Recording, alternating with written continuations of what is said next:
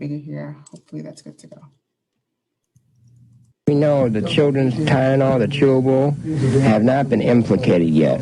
Exactly what is going on right now. They're just assuming that it could be the cyanide-laced capsule also. Waiting control center. The phone has been ringing off the hook at Rush Presbyterian St. Luke's Medical Center in Chicago.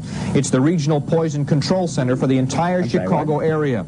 Poison specialist Lane Olef. We've been receiving calls about once every 15 seconds. At the Rush Presbyterian St. Luke's, we only have 3 poison lines, and they're lit up constantly, ever since yesterday morning. Right now, they're telling people which lots of Tylenol are known to have contaminated capsules and checking to see if callers have displayed any symptoms of cyanide poisoning. If they have that, tell them to go in the emergency room. If they don't have that and they took it yesterday, we just tell them, you're probably going to have no problem with it. Just hold on to the bottles. Don't take any Tylenol extra strength for the time being until you hear otherwise. Most of what's going on here is informational. Officials here say if anyone has taken a cyanide-laced Tylenol capsule, they probably wouldn't be able to make it to the phone to call. They used to. I'm Jeff Locke, CNN, at Rush Presbyterian St. Luke's Medical Center in Chicago. Okay, so that's the end of that news clipping there. And so that was basically a very real life scenario of something that happened in 1982, where there were these suspicious. Let's get back to the PowerPoint here. There were these suspicious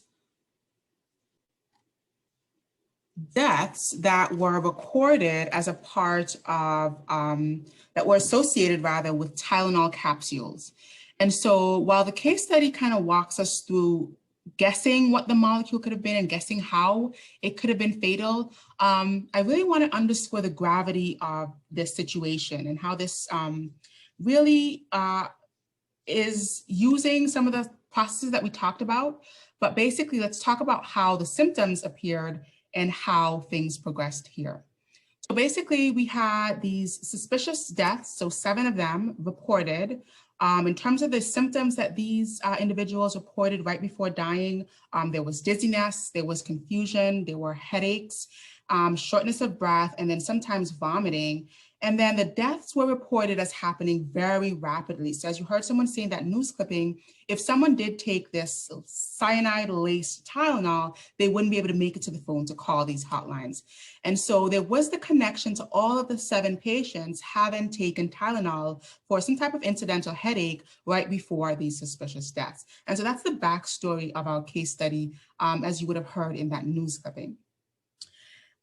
If we read on and kind of get some more information about these 7 deaths, the autopsies on these deaths reported that there was hypoxia. So essentially there was suffocation because of lack of oxygen. And so when they looked at the different tissues, the heart, lungs, and kidneys, they showed massive cell death or necrosis or ischemia, which is where the tissues die because of lack of oxygen. And the staining also showed that the major mitochondrial, there was major mitochondrial damage within some of these affected tissues as well. Now, when they did some of the further studies, they showed that the oxygen levels in these patients were completely normal, in fact, high, right? The normal oxygen range is anywhere from 75 to 100 millimeters of mercury. And these patients had normal to high oxygen levels of around 100 to 110 millimeters of mercury. And so as we think about what we know so far regarding to these 7 suspicious deaths, the initial symptoms, and some of the autopsy findings that we have, what do you think, what organelle would you begin to think in terms of your understanding would be interrupted in these patients that could lead to cell death? What organelle would you immediately begin to think about as you think about cell death, lack of energy within cells, and so on? The mitochondria. Excellent, perfect. So the mitochondria, right? The mitochondria, because this is the powerhouse of the cell. This is where the cell gets its energy to do cellular work. And when that process is interrupted, then we have cell death, okay? Let's continue on here. So looking at some of the metabolites, we have this table here. And the table basically shows what the average patient levels are for our 7 patients that died suspiciously and what the normal levels should look like of some of these metabolites, okay? So we saw that there was levels of pyruvate and acetyl-CoA normal. We begin to suspect a malfunction of a specific cellular metabolic pathway, and so you request a more detailed analysis of the subcellular components, of the affected cells from the autopsy. So in terms of glucose, normal levels are about 100. The patients had about 99, so relatively normal. Pyruvate, normal levels 25. The patient's level were 27, again, relatively normal. When we look at our carriers in their reduced form, in the oxidized form, let's start with the oxidized form, NAD+, the normal level should be about 75 micrometers, and in our patients, the levels were 10. So extremely low levels of the reduced form of our, I keep messing this up, the oxidized form of our carriers. The reduced form, so the form that's carrying electrons here, NADH+, this is usually about 50 micrometers, and in our patients, it's extremely high. So it's about 400 micrometers in our average patient levels here, okay? And so I'm gonna kind of skip the gun here and ask you what your initial hypothesis would be based upon these metabolite levels. So what are we starting to think about? If we have extremely low levels of the oxidized form of our carriers and extremely high levels of the reduced form of our carriers, what are some of the initial hypotheses as far as what's happening here with these patients?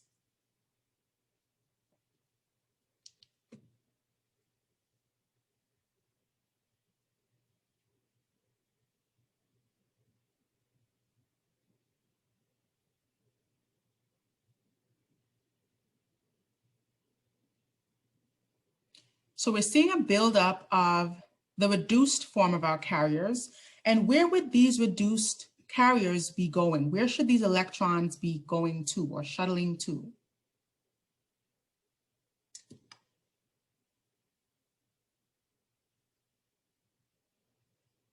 So NADH should be shuttling electrons to where?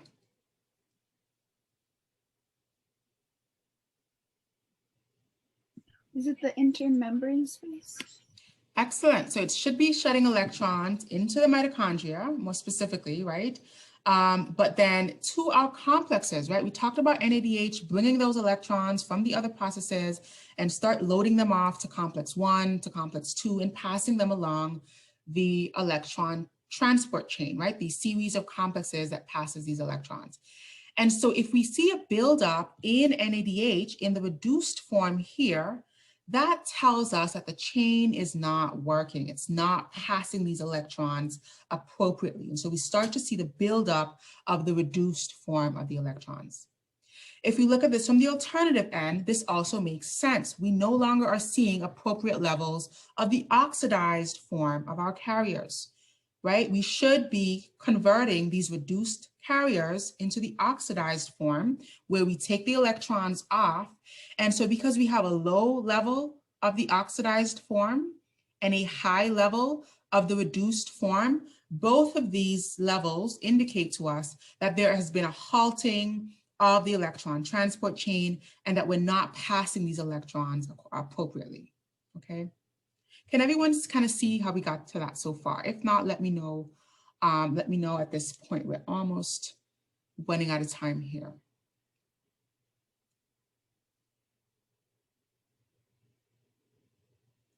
Okay.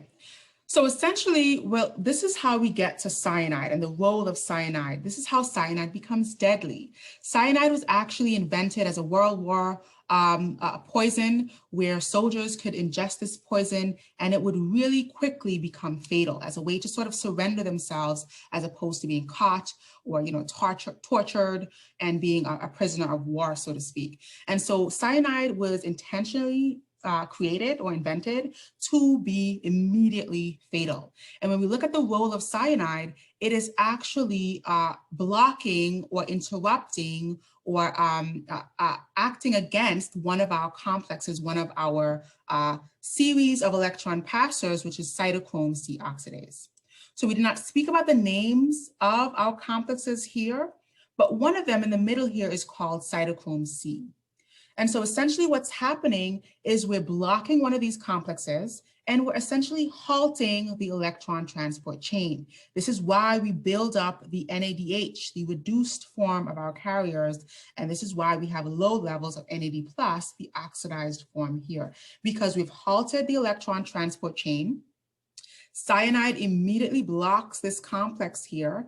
So we don't have the creation of our gradient. We don't have the movement of our hydrogen ions down ATP synthase, and we don't make ATP. This is how it becomes fatal so quickly, so immediately, okay?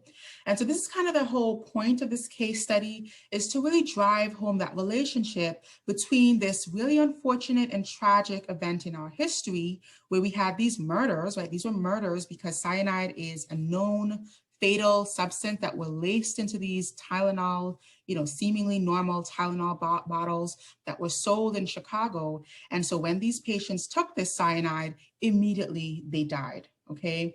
And so this is the connection, this is the biochemical mechanism of how cyanide becomes fatal or is fatal, and why it was created in this way where it interrupts the electron transport chain, it blocks the passage of electrons, and it essentially halts the energy production of our cells, which we can imagine is extremely and quickly fatal.